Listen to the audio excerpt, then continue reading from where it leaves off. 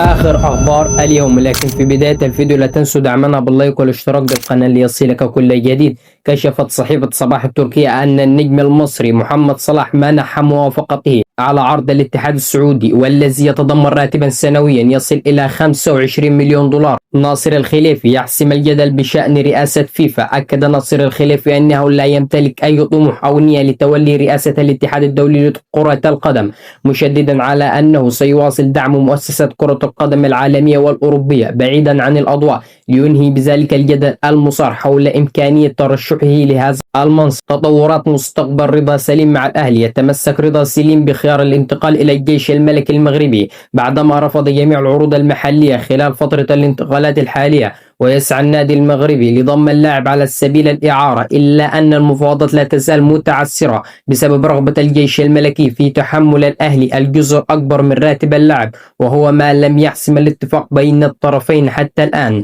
جراديشار يقترب من الانتقال إلى سيراميكا كليوباترا، حيث يستعد لتوقيع عقود إعارته لمدة موسم واحد على أن ينتظم في تدريبات الفريق بداية من غد عقب إتمام الصفقة رسميا.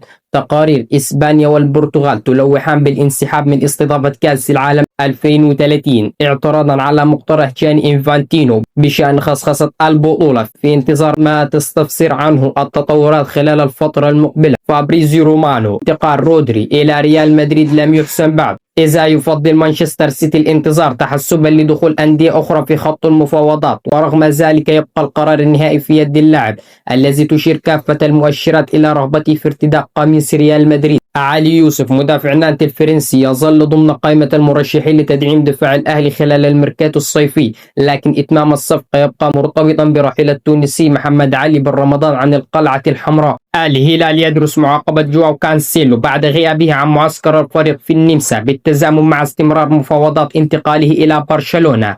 اللاعب يتمسك بالعودة للنادي الكتالوني، بينما لا تزال الصفقة متوقفة على الاتفاق النهائي بين الناديين. فينيسيوس يصعد مفاوضات التجديد مع ريال مدريد. النجم البرازيلي يطلب 80 مليون يورو مكافأة توقيع و80% من حقوق الصور. وسط تمسك ريال مدريد بموقفه، تعثر الاتفاق قد يدفع النادي للتفكير في بيع اللاعب هذا الصيف بدلا من رحيله مجانا مستقبلا. المصري يدخل في مفاوضات لضم محمد سيحة. يسعى النادي المصري إلى التعاقد مع محمد سيحة حارس مرمى الأهلي خلال فترة الانتقالات الحالية في إطار تدعيم مركز حراسة المرمى استعدادا للموسم الجديد، وحتى الآن لم يحسم موقف الأهلي من الطلب في انتظار تطورات المفاوضات بين الناديين. روبرتسون قائد مشروع توتنهام الجديد. إصرار توتنهام على ضم أندرو روبرتسون منذ الشتاء الماضي يعكس ثقة النادي الكبيرة في دوره داخل المشروع الجديد وليس مجرد صفقة عادية. اللاعب دخل أول مباراة له بقميص توتنهام مرتديا شارة القيادة رغم وجود لاعبين أقدم منه، في رسالة واضحة بأنه سيكون أحد قادة الفريق داخل الملعب. روبرتسون يحصل بخبرة كبيرة بعد حصد 9 ألقاب، ويعد ثاني أكبر مدافع صنع للأهداف في تاريخ الدوري الإنجليزي، ليبدأ فصلا جديدا في مسيرته مع السيبريز. وفي نهاية الفيديو لا تنسوا دعمنا باللايك والاشتراك بالقناة ليصلك كل جديد، وصلي على النبي.